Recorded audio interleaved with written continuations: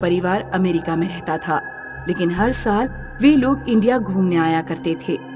America में शहरी जीवन में रहते रहते आकाश का परिवार ऊब जाता था, इसलिए आकाश ने गोवा के पास एक गांव में छोटा सा मकान खरीद लिया था। हर साल वे लोग जब इंडिया आते तो उसी गांव के मकान में रुका करते। मैं एक जरूरी मीटिंग में जा रहा हूँ, क्या तुम लोगों के लिए कुछ लेकर आऊँ? तुम अमेरिका में तो बिजी रहते ही हो, कम से कम जब छुट्टियों के लिए यहाँ आए तो हमारे साथ रहा करो ना। मैं जल्द से जल्द लौटने की कोशिश करूँगा, बाय। आकाश अपनी पत्नी रूबी और बेटे अर्पित को गांव में छोड़कर मुंबई निकल गया। अर्पित पूरे दिन बैठा बैठा टीवी देखता रहा। रात को अचानक उसके पेट में बहुत तेज दर्द उठा। मम्मी, मेरे पेट में बहुत दर्द हो रहा है। अर्पित बुरी तरह पेट के दर्द से तड़प रहा था। यहाँ गांव में तो आसपास कोई डॉक्टर भी नहीं मिलेगा, मैं अभी ऑनलाइन डॉक्टर देखती हूँ। रूबी ने डॉक्टर से ऑनलाइन कंसल्ट करके मेडिसिन भी ऑनलाइन ऑर्डर कर दी। मम्मी, पेट में बहुत दर्द हो रहा है।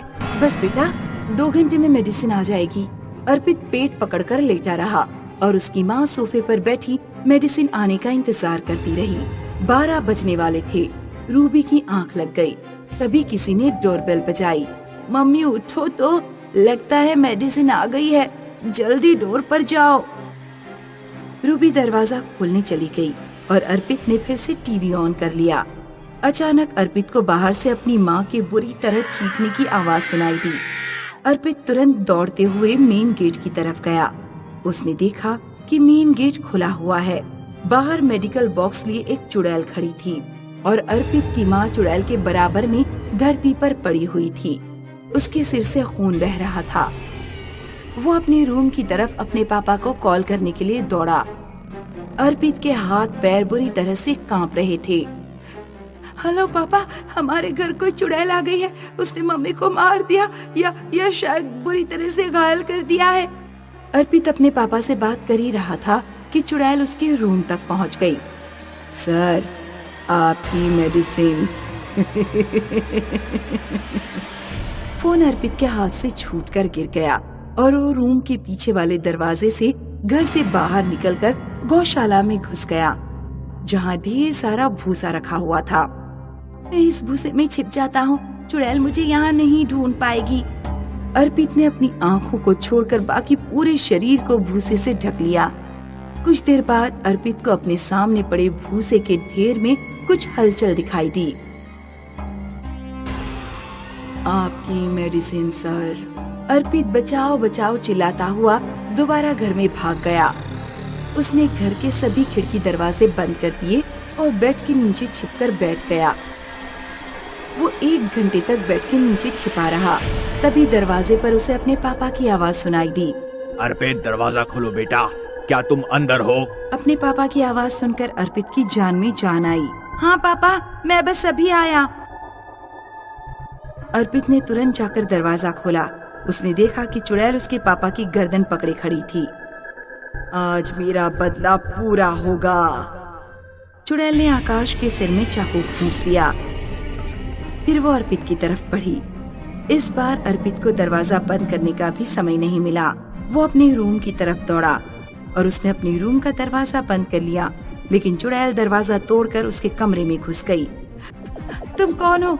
मुझे छोड़ दो, मैंने तुम्हारा क्या बिगाड़ा है? तुमने मेरे मम्मी पापा को क्यों मार दिया? बिगाड़ा तो मैंने भी नहीं था तुम्हारे मम्मी पापा का, लेकिन तुम्हारे मम्मी पापा की वजह से बेवजह मेरी जान चली गई। क्या तुमने कभी पता करने की कोशिश की कि तुम्हारे पापा पिछले 3-4 सालों में इतने अमीर कैसे बन गए? मेरे पापा शेयर्स की खरीद और बिक्री से इतने अमीर हुए हैं? नहीं, तुम्हारे पापा एक ठग और चोर थे जो नकली दवाएं बेचने का धंधा करते थे।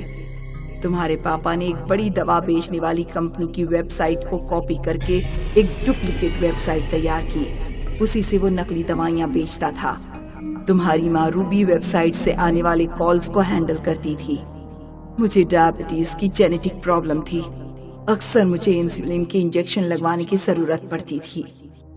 एक रात मेरी तबीयत अचानक बिगड़ गई।